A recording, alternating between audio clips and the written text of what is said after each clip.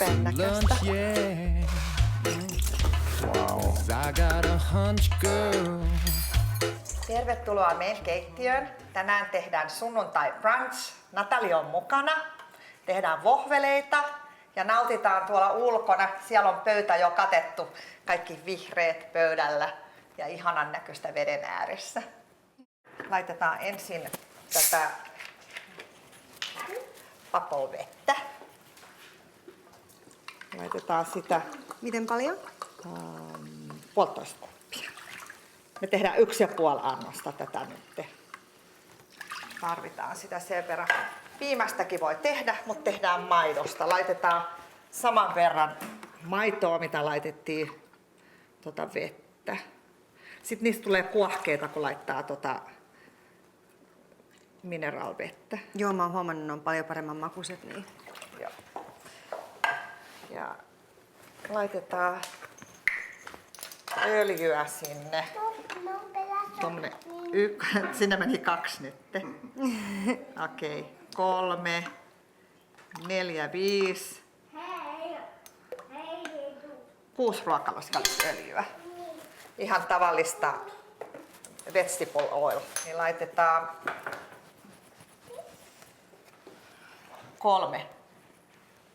Tämä on riisijauhoa, ruskeata riisijauhosekoitusta, mikä on se mun oma sekoitus. Joo. Niin siinä on nyt 2 ja sitten vielä 1 kupillinen.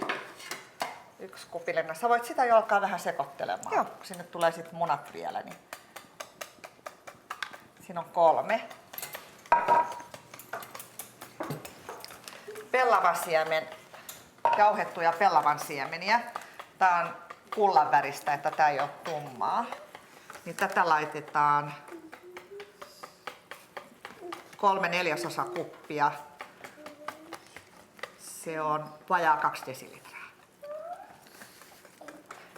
Me ollaan nyt käytetty näitä amerikkalaisia mittakuppeja, mitkä on 1 kuppi on 2,5 desilitraa. No niin. Laitetaan ne sinne. Sitten munat yksitellen laitetaan 3 munaa. Laitetaan munat sinne. Vähän rispataan niitä. Tämäkin vielä sinne. Leivinjauho. Joo. Laitetaan Miten paljon? 2 ruokalusikallista ja vielä puolikas. 2,5 ruokalusikallista. Niin. Suolaa. 1,5 teelusikallista suolaa tähän annokseen. Tuossa on 1 teelusikka. Siinä on puoli. Mä sekoitan sen tänne näin. Ihan mukavasti sekoitat sen hyvin. Noin. Se on vähän paksua. Tää on gluteeniton. Pikkusen erilainen kuin ihan normaalista jauhoista tehty. Mutta toi pellavan siemen antaa vähän semmoista niinku hyvää makua ja se on terveellisempikin. Joo. Niin sen takia mä laitan niitä sinne. Aletaankin paistaa näitä vohveleita. Taikina on tarpeeksi turvonnut. Pannu on kuuma. No niin. 2 kauhallista on ihan sopiva justiinsa. Ja että se valuu sit sinne joka paikkaan. Valutetaan se Noin. kiinni ja ympäri. Et menee joka koloon. Hyvä. Tulee hieno vohveli. Antaa hetken aikaa olla näin päin. Ja sitten käännetään ja nyt ainakin 4 minuuttia se saa olla siinä rauhassa. Sitten kun me saadaan tähän vähän enempi, niin mulla on uuni kuumana, lämpimänä, niin laitetaan uuniin ne siksi aikaa, koska tämä kuitenkin ottaa vähän aikaa, tämä vohvelin paistaminen. Ja sitten me tehdään pekonit, munat, uppomunat Joo, kiva. ja tehdään semmonen kiva rakennelma. Tämä on Amerikassa semmoinen suuri tapa ja silloin voi kutsua vieraitakin. Joo. Ei tarvitse aina kutsua kahville, voi kutsua brunchille. Heti sunnuntai-aamusta, että se on semmoinen juhlahetki Joo. ystävien kanssa. Ja ulkona voi nauttia, jos on kesä, tai sitten jos on etelässä, niin voi ympäri vuoden ulkona nauttia. Joo. Tää on hyvä värinen ja tuntuu rapeelle. Näytäpä. Joo. Joo. Kato kun kaunis. Nyt on sopiva. Kato kun kaunis. Se 2 kauhaa on ihan sopivasti, mutta ei yhtään enempää, koska sitten se valuu sieltä. Niin... Sitten me voidaan laittaa uuniin nämä Niin mitä kaikki me meinataan pistää näihin vohveleihin sitten? Me tehdään makeita ja suolaisia. Hyvä. Makeisiin kuka haluaa mitäkin. Lapset tietenkin haluaa ja Valentina varmaan haluaa Marjoja. kermavahtoa ja marjoja. Ja sitten me syödään kananmunaa ja pekonia Pekonit ja muut. ja vähän terveellistä vihreätä sinne väliin. Mulla on noita parsakaalia kanssa. Hyvä. Niitäkin voi vähän sinne laittaa. Niin nyt on varmaan mennyt 4 minuuttia. Katsotaan. On Joo. kiva rapea. Nyt on hyvä. Sinne niin. Ja se 2 kauhaa on tarpeeksi. Niin Pistetään uudestaan. Seuraava.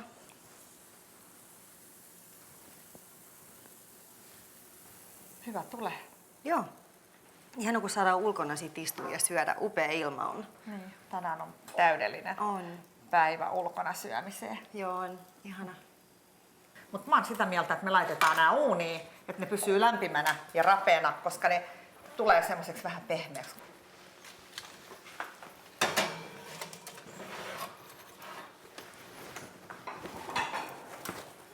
Niin.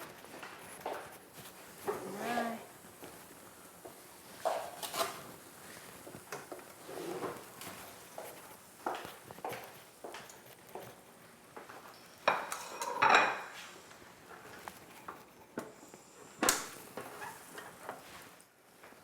Otetaan takaisin oikeinpäin.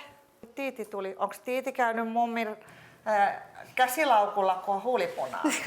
Kuka laittoi sulle huulipunaa? Tiikka. Ahaa.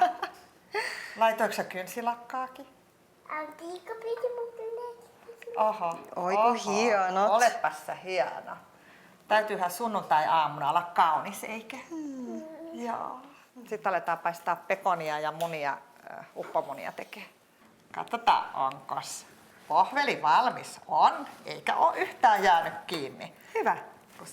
Sitä ei saa liian aikaisin avata. Joo, Ja mä sitten vahingossa tää on hyvä avasin. pannu. Ja me tehdään näitä pelkkiä vohveleita, koska ne on kivampia. Mun mielestä ne on paljon mukavempia kuin ne ihan ohuet pienet. Ne on taas eri tarkoitusta varten varmaan ne ihan pikkuset. Niin, nämä on mukavan rapeita ja tämmöisiä Käytetään kivan tää. näköisiä. Laita kaikki sinne vaan. Niin paljon kuin saat siitä. Hienoa. Tää on nyt. Mä avaan tän ja otan. Nyt tää viimeinenkin on valmis ja tää on mukavan rapea. Hienoa. Nyt on aika paistaa pekonit ja uppomunat. Natali paistaa pekonit ja mä laitan uppomunat. Uppomuniin tulee litra vettä tämmöiseen vähän syvään pannuun, missä on vähän reunoja. Etikkaa desilitra, tätä kirkasta, ihan tavallista etikkaa. Ja suolaa teelusikka. Ja sitten kun se alkaa, annetaan sen kiehahtaa ja sitten laitetaan vähän hiljaisemmalle. Tuossa on Natala pannu kuumana. Nata tekee noin pekonit rapeeksi, paistaa.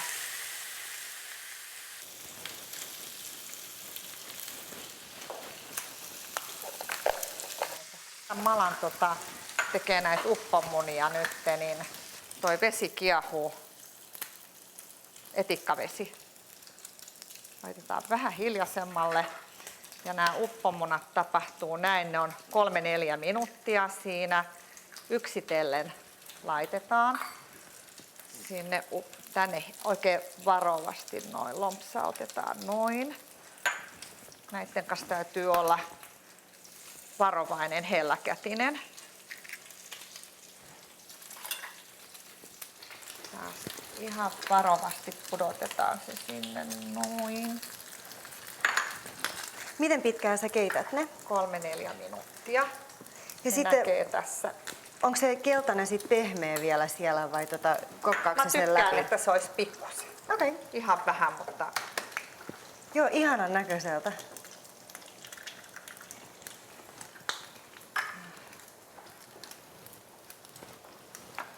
noin. Laitetaan 6. Ja sitten jos tarvitsee, niin tehdään lisää. sinne niin lumps. Kivan näköiset.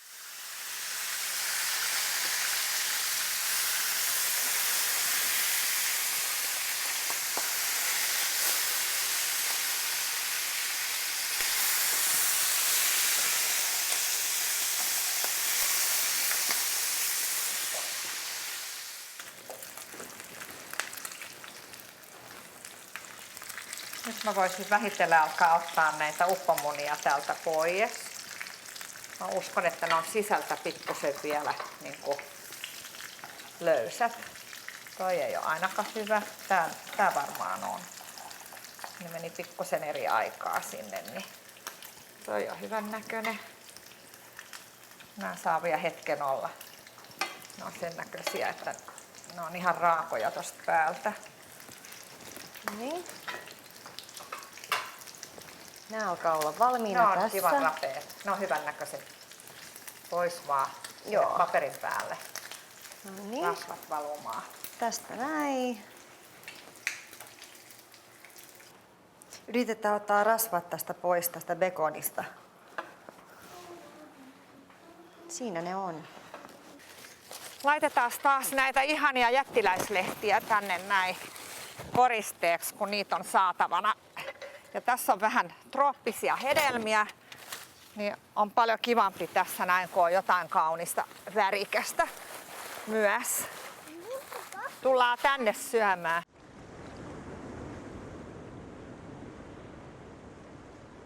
Mä just avaan tätä proseccoa. Me tehdään mimosa-juomat. Siinä on appelsiini ja prosecco. Ja se käy tosi hyvin meidän brunssin kanssa. Katsotaan, jos mä saan tän auki tästä. Niin. No niin, nyt tuli. Nyt aukes. No niin, pistetään tää tänne näin.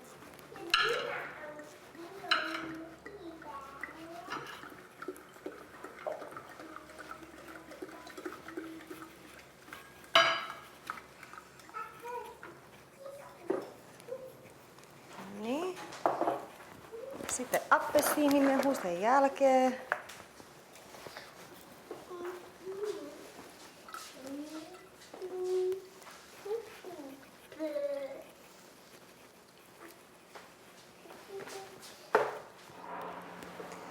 Nyt kaadetaan nämä mimosat näihin laseihin. Sitten voidaan nauttia, kun me syödään.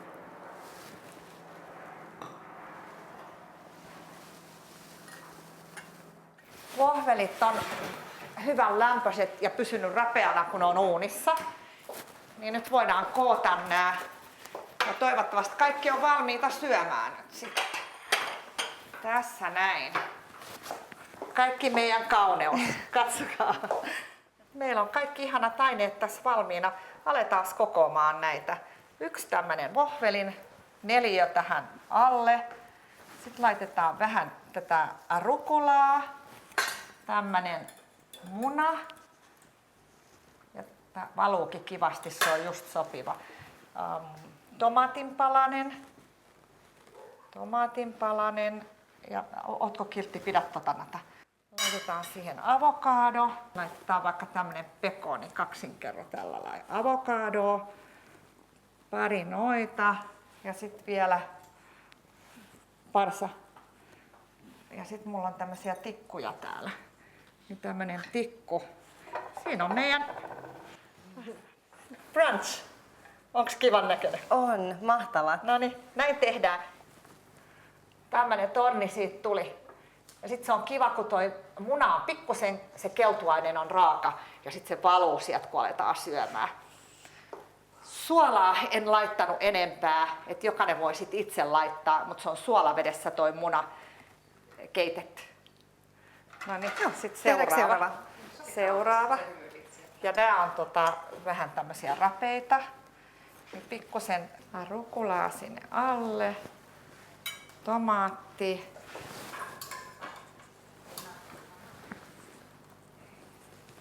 Uppomuna.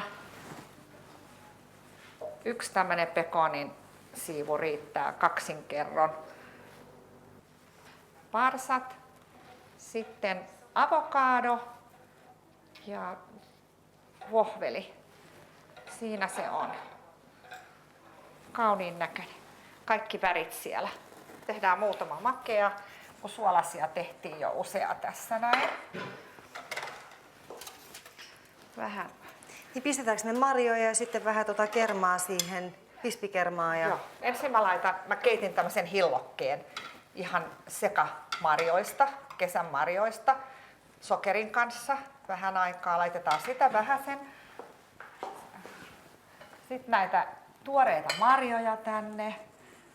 Toi mansikas on vielä toi vihreä osa, mutta se kyllä tulee sieltä pois sitten kun syödään, niin sen voi sieltä nyt päästä pois. Ja sitten tätä kermavaahtoa.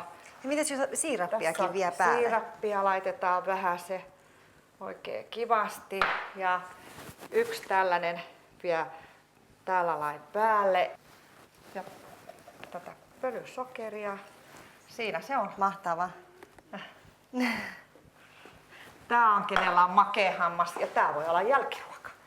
Ensin aloitetaan suolasella ja finistetään makeella. Tehdään näitä nyt tässä valmiiksi kanssa. Muutama. Hilloa ensin, vähän maukasta. Ups, sottasin vähän. Marjoja.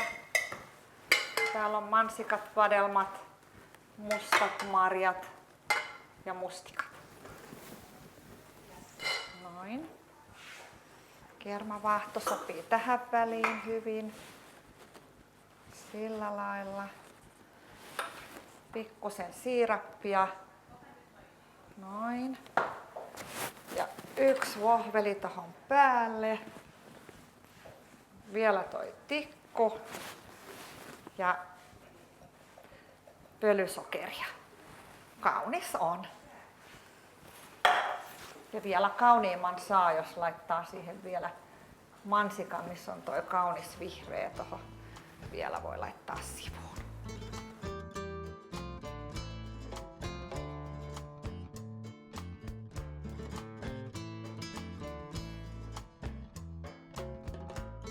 Tehdään kahvit, koska kahvi sopii tosi hyvin vohveleiden kanssa. Ja cappuccinot tietenkin.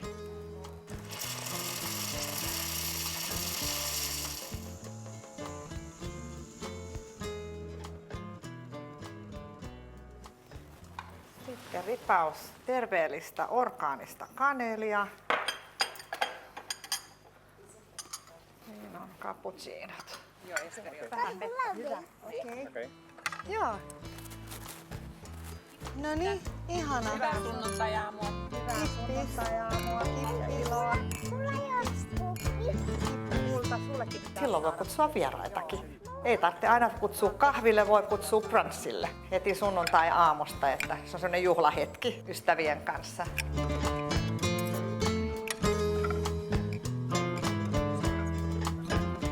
Mä jätin sen hollandaisesaucin tai bernardsaucin pois tästä. Tietenkin se on hirveän ihana. Siihen päälle olisi ollut valuttaa.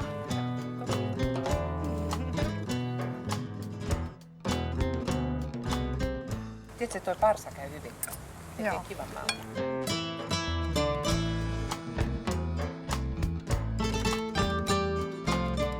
Otatteko te cappuccinot?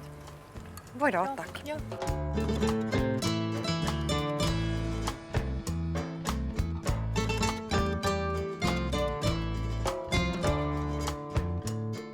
Ja ulkona voi nauttia, jos on kesä, tai sitten jos on etelässä, niin voi ympäri vuoden ulkona nauttia.